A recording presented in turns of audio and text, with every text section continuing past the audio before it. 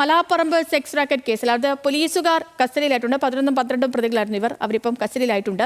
Police ഡ്രൈവർമാരായ Shaijith, Sarith എന്നിവരാണ് കസ്റ്റഡിയിലുള്ളത്. താമരശ്ശേരിയിൽ വെച്ചാണ് പ്രതികളെ പിടികൂടിയത്. ദിൽഷയുണ്ട് നമുക്കിപ്പം. ദിൽഷ, ഈ സംഭവം നടന്നതിന് ശേഷം തന്നെ രണ്ടുപേരെയും സസ്പെൻഡ് ചെയ്തിരുന്നു. പക്ഷേ രണ്ടുപേരും ഒളിവിലുമായിരുന്നു. എവിടെ നിന്നാണ് പിടികൂടിയത്? എന്താണ് പോലീസ് നടപടികൾ?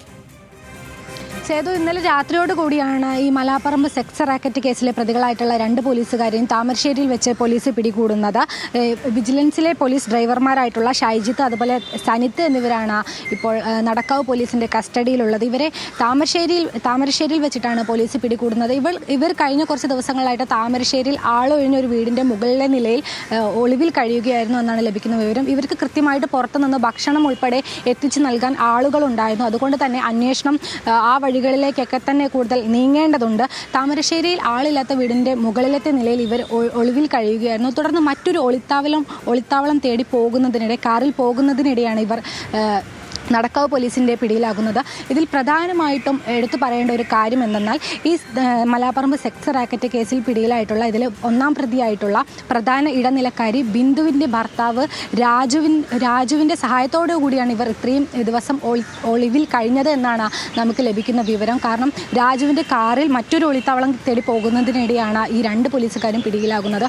എന്തായാലും വൈദ്യപരിശോധനയ്ക്ക് ശേഷം 2 പേരും ഇപ്പോൾ ടൗൺ പോലീസ് സ്റ്റേഷനിൽ എത്തിച്ചിട്ടുണ്ട്. ഇവിടെ കൂടുതൽ ചോദ്യം ചെയ്യും. ഈ കേസിൽ കൂടുതൽ ആളുകളുണ്ടോ എന്നതടക്കമുള്ള കാര്യങ്ങളെല്ലാം തന്നെ പരിശോധിക്കേണ്ടതുണ്ട്. കാരണം ആദ്യം തന്നെ മലാപ്പറമ്പ് നിന്ന് 9 പേരടങ്ങുന്ന സെക്സ് റാക്കറ്റ് സംഘത്തെ പിടികൂടിയ സമയത്ത് തന്നെ ഈ അന്വേഷണ ഉദ്യോഗസ്ഥർ പറഞ്ഞ ഒരു കാര്യമുണ്ട്. ഇതിൽ കൂടുതൽ ആളുകൾക്ക് ഇതിൽ പങ്കുണ്ടോ എന്നതടക്കമുള്ള കാര്യങ്ങൾ. അങ്ങനെയാണ് പ്രധാന ഇടനിലക്കാരായിട്ടുള്ള 3 പേരുടെ ഫോൺ പരിശോധിച്ചപ്പോൾ അതിൽ 1-ാം പ്രതിയായിട്ടുള്ള ബിന്ദുവിൻ്റെ ഫോണിൽ നിന്ന് ഈ പോലീസുകാരുടെ വിവരങ്ങളെല്ലാം തന്നെ ലഭിക്കുന്നത്. അങ്ങനെയാണ് ഈ ബിന്ദുവിൻ്റെ ഫോൺ കൂടുതൽ പരിശോധനയ്ക്ക് വിധേയമാക്കുന്നതും അതിൽ നിന്ന് ഇവരുടെ വിവരങ്ങൾ ലഭിക്കുന്നതും ഇവരെ പിടികൂടുന്നതും.